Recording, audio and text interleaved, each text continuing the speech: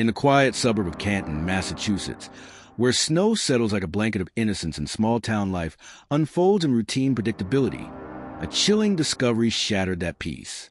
A decorated Boston police officer was found dead in a snowbank, his body battered, his life stolen, and the woman who loved him became the prime suspect. Was it a tragic accident on a freezing winter night? Or a brutal murder masked by the silence of falling snow and the loyalty of those sworn to uphold the law? This isn't just a story about a death. It's about secrets buried in a tightly knit community, a fractured romance, and a justice system under scrutiny.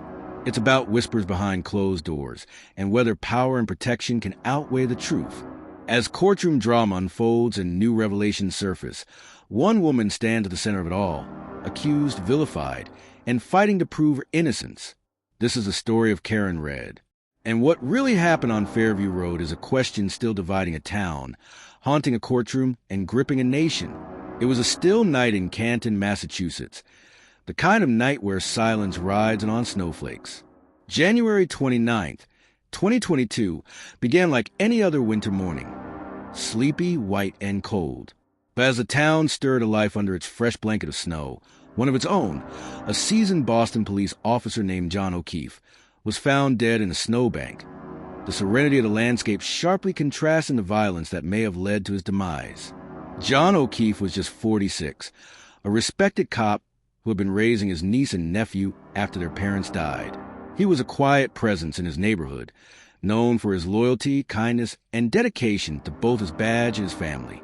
His girlfriend, Karen Reed, 45, was an adjunct professor at Bentley University, intelligent and driven, with a soft-spoken demeanor that belied the storm about to envelop her life. The night before, on January 28th, the couple joined friends at the Waterfall Bar and Grill. By all accounts, it was a typical evening, filled with small talk, drinks, and the kind of chatter that slips into forgotten corners of memory. But by midnight, the narrative began to shift. They left the bar, and according to the prosecution, Reed drove O'Keefe to an after-party at the home of fellow officer Brian Albert. She allegedly dropped him off and never went inside. What happened after that has become one of the most fiercely debated, divisive, and mystifying cases in recent Massachusetts history. By morning, John O'Keefe's body was discovered in the snow outside Albert's home, bearing injuries to his head and arms. He was wearing only a light sweater and jeans. The weather that night had been brutal. Hypothermia alone could kill a man, but there were bruises and cuts, and the scene didn't sit right with Karen. She told police she became worried when she couldn't reach him and went looking. When she arrived at Fairview Road, she found his body partially buried in snow. It didn't take long for the focus to turn to her. Authorities painted a chilling picture. Karen Reed, intoxicated and angry after an argument, reversed her SUV, a black Lexus, striking O'Keefe and leaving him for dead. It was a tidy narrative, complete with physical evidence. Broken taillight fragments found near the body matched her car. Vehicle data showed her SUV reversed at a high throttle percentage around the estimated time of death. Witnesses reported she had repeatedly cried, "I hit him," after discovering his body. A hair found inside the vehicle tested consistent with O'Keefe's DNA. The charges came swiftly: second-degree murder, manslaughter while operating under the influence, and leaving the scene of a fatal accident. Karen Reed's world collapsed. Media outlets devoured the story, and in Canton, battle lines were drawn. On one side, those who believed the state's account. On the other, those who suspected something darker, more insidious. Karen's defense team claimed she was being framed. Their version of events shifted the entire narrative. According to them, John O'Keefe never died from being struck by a car. Instead, he was attacked inside the Albert residence by someone at the party. He was beaten, dragged outside, and left to succumb to the elements. The broken taillight? Planted. Her confession? Misinterpreted or coerced. Her frantic behavior? That of a woman in shock.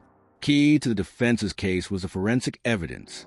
Several medical experts testified that the injuries on O'Keefe's body weren't typical of a vehicle strike. Instead, they pointed to blunt force trauma more consistent with an altercation. There were also abrasions and patterns that didn't match the SUV's design. More disturbing were the revelations about the lead investigator, Trooper Michael Proctor. Internal documents and text messages uncovered during discovery revealed he had made vulgar, demeaning comments about Red. He had called her a whack job, referred to her using misogynistic slurs, and shared jokes with colleagues mocking her. The defense pounced on this, claiming investigative bias and misconduct. Even more, the defense alleged a cover-up. The suggestion was explosive, that members of the Canton Police Department and their associates had conspired to protect one of their own. Brian Albert, a former officer himself, had connections that reached deep into the local law enforcement community. If something had gone wrong at his house, an argument, a fight, it was plausible, at least to Reed's attorneys, that there would be immense pressure to bury it. Public interest exploded. Supporters rallied behind Red, raising money for her legal defense, posting on social media, and questioning the official version of events. Some saw her as a scapegoat, others as a murderer. The trial dragged on for months. But in July 2024, it ended in a mistrial. The jury was hopelessly deadlocked. No verdict, no closure. Then came the retrial. In April 2025, a new team of prosecutors led by Hank Brennan took over. They discarded some of the weaker testimony and focused on the most compelling evidence. This time, the tone was more clinical, the presentation tighter. They brought in experts to explain the SUV's telematics. They introduced a documentary clip where Reed asked, "What if I clipped him?" The question was posed in a moment of visible distress, but the prosecution interpreted it as self-incrimination. Accident reconstructionist Judson Welcher took the stand for the prosecution in a dramatic courtroom moment. He dressed in O'Keefe's clothes and demonstrated how the injuries could have occurred. His simulation suggested that the car's impact was at an angle that could explain the bruising pattern. But even he admitted that the exact mechanics couldn't be definitively proven. The defense was ready. They fired back with their own experts, challenging the validity of the SUV data and questioning the scientific basis for the taillight analysis. They continued to insist that the body was staged, the scene manipulated, and they sought to admit new text messages from Trooper Proctor, messages even more inflammatory than those previously disclosed. The text revealed an investigator steeped in contempt for the accused, making jokes about her appearance, her sexuality, and the very case he was assigned to solve. As of June 2nd, 2025, the judge has not yet ruled on whether these messages can be introduced in court. Meanwhile, the courtroom gallery remains packed. Supporters wear pins with Karen's face.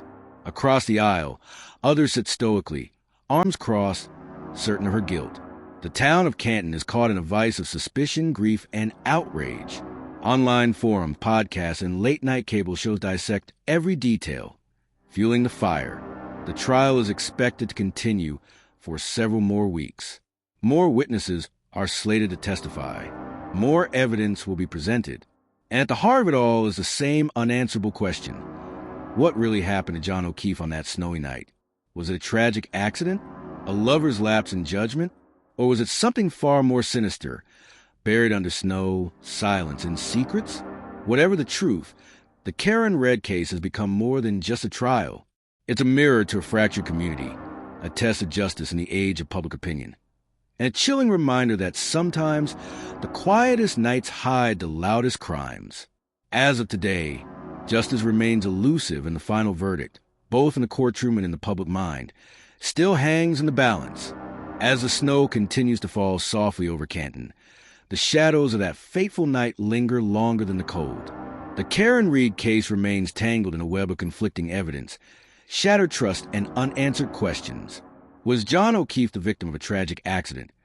Or did something far darker unfold behind closed doors?